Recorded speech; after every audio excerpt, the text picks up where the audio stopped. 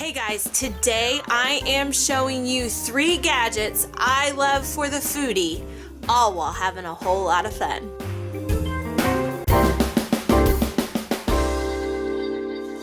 Hey guys, welcome back to my camper kitchen.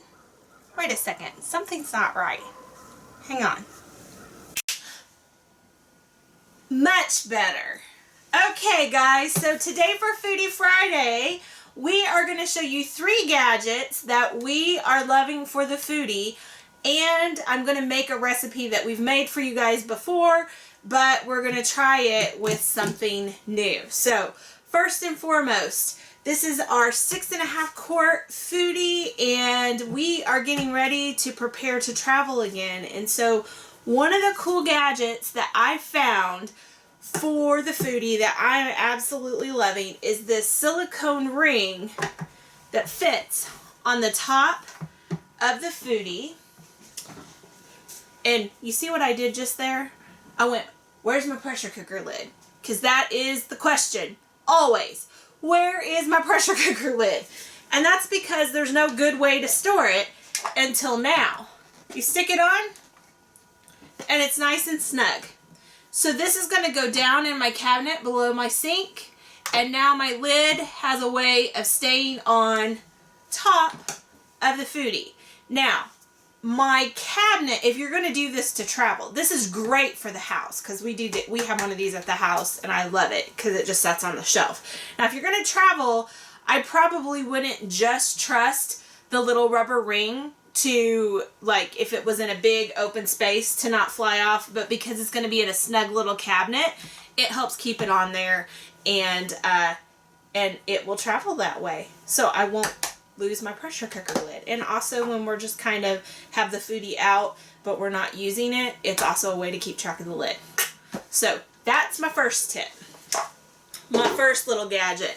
I will put the link for this down below, and I'll also put a link to our Amazon influencer shop where we'll have this in with our RV gadgets, and then also in with our cooking accessories.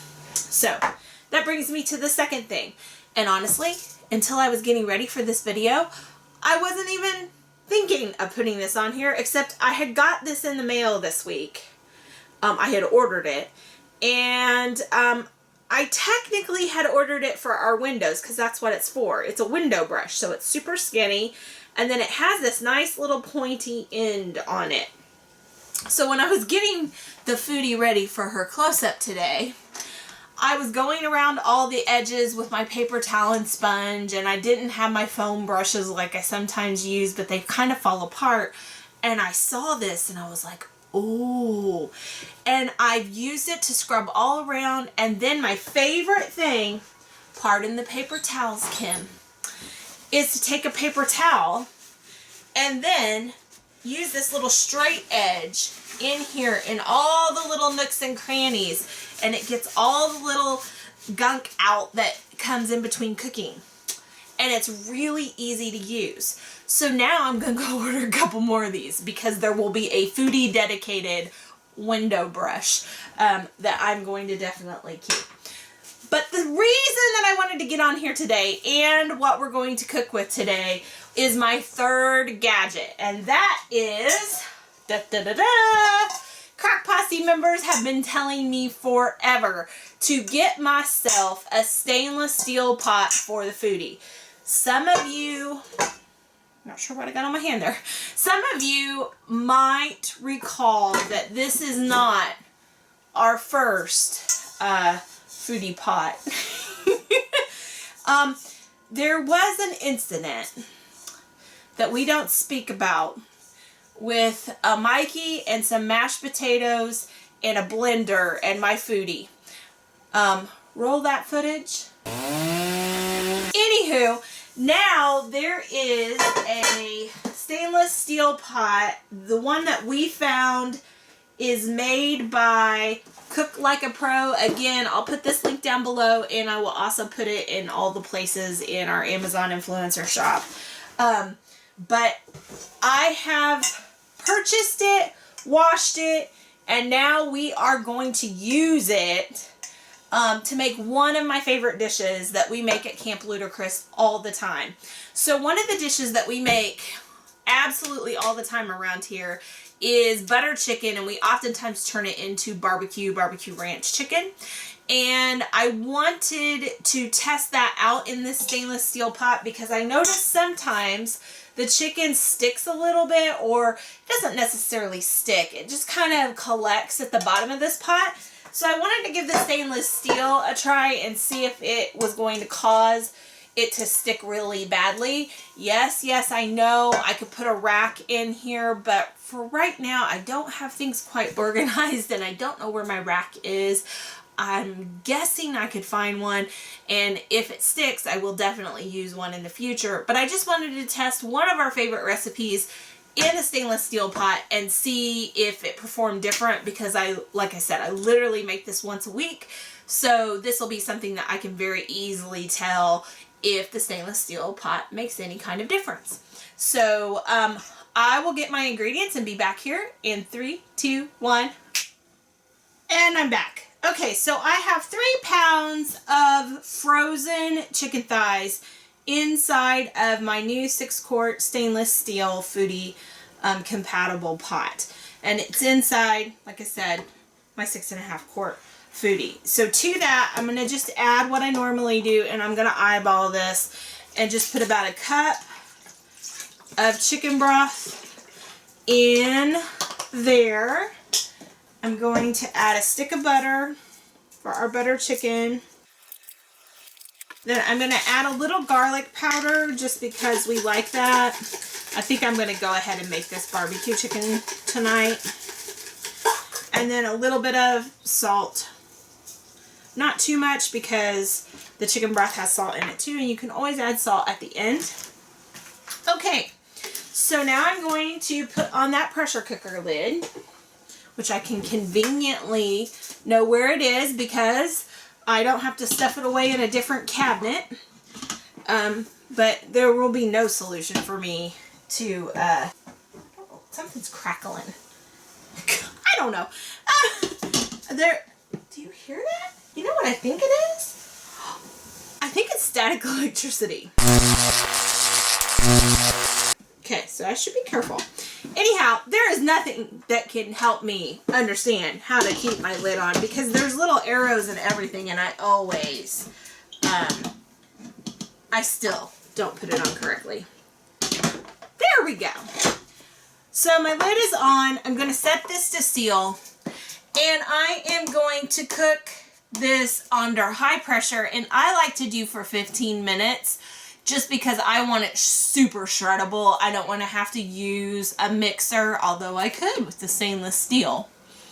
I just want it to be falling apart. So if you don't want it to be falling apart, you probably could go 12, 13 minutes. Maybe even a little less than that if you want the chicken to just be tender, but not falling apart. But with it frozen. If it's cooked, I would probably go 12 minutes, 10, 12 minutes. Or not cooked. If it's thawed, I would go 10, 12 minutes, and then it would be fall apart. 8 minutes probably would make it stick together a little bit more. So here we go. Pressure, high pressure. There you go. Time, 15 minutes. And start. Now, because this is frozen in here, it is going to take quite a bit longer than if it wasn't frozen. But it also means I don't have to defrost chicken, which is a major plus. So I'll see you back here in 3, 2, 1. And we are back. I have taken this under high pressure for 15 minutes. And then I did a quick release, but I didn't do it like full steam blast. I just kind of let the steam come off of it. By turning it to vent, but not pushing it down to where the steam goes haywire, because I didn't want it to get on the cabinets and stuff. So anyhow, it should be done. So let's go ahead, take a look. Go, let all that water run off into the sink. Okay, so first things first, check my chicken. and it definitely is as tender as it usually is. I'm going to start transferring it over here so we can check out the bottom of the pot. Now, if I was just making butter chicken, I would shred this up and put some of these juices down in this chicken, but I'm probably going to add some sugar-free barbecue sauce, so just go ahead and make it barbecue chicken. I may not, now that I think of it. So I might just keep it butter chicken. And then you can add barbecue sauce if you want, whenever you want, to your portion, and you can keep the chicken for soup and sandwiches and anything else, just as is. So I might do that instead. Well, let's keep getting all these little guys out of here. Let's see. I definitely want to get the juices, but I'll tell you what, as I'm running my my tongs down here along the bottom, I don't feel like anything has stuck necessarily any more than it sticks to my non-stick. I can see on the side where it's got some chicken kind of juices that have kind of cooked into the side. And I'll tell you, the way that I'm going to wash this whenever it comes washing time is any of my stainless steel stuff. If I ever have anything stuck on, I use Barkeeper's Friend.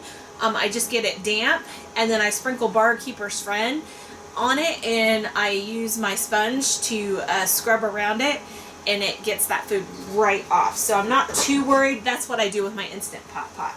So I think I'm pretty impressed for the first, what's that called? First impressions. That's what I think. So if you are interested in this recipe, I'll put the recipe for butter chicken and then also our barbecue chicken down below. It's very similar. All I usually do is chop this up. I do have the mix and chop, or what is it, the zing that I call it. Well, if I can remember where I put it. This guy makes chopping stuff up really easy. You could take 2 forks, or if you wanted to use your stand mixer, or you could technically use a mixer. I'd get some of this liquid out of here, and then you could use your mixer to go around and chop up your chicken. Let me try and get something. I'll be back in a moment. I'm going to pour all these juices. Actually, you know what? I'm just going to pour the juices in here. We'll watch Cris pour on camera, so she definitely will make a mess. Let's try this. I'm going to pull the pot out, and I'm going to show you what has stuck to the pot.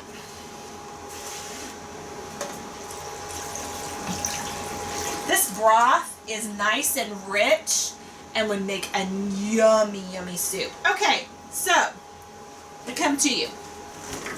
Okay, so you can see there's a little bit of chicken on the bottom here. I'm going to carefully see, but it comes right off. It's very yummy. I don't think this is going to be a problem to wash at all. And having a non-stick surface so that I don't have to worry about scratching it is really coming in handy, especially since Thanksgiving is coming up, and I'm sure Mikey will want to be making the mashed potatoes again. So if you like this video, we'd love for you to give us a thumbs up. If you're not already a member of the Crock Posse, we'd love for you to click subscribe down below and become a member of our slow cooking family. If you want notified every time we upload a video, click the bell down below. We call that the ding-a-ling around here. But whatever you do, we hope you laugh often, eat good food, and speak life. Bye, guys. If you want to see the latest, click on the left right here. If you feel like subscribing, click on the right, my dear. And if you think we're funny enough to send us money, click the